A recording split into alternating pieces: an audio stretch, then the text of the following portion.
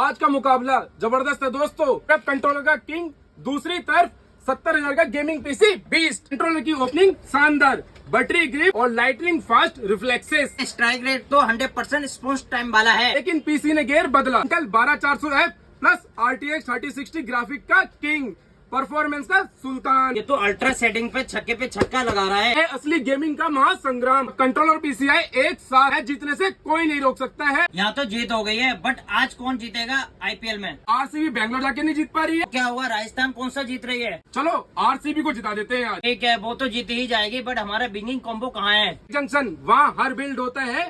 This is winning combo. Follow करो और बनो गेमिंग का चैंपियन।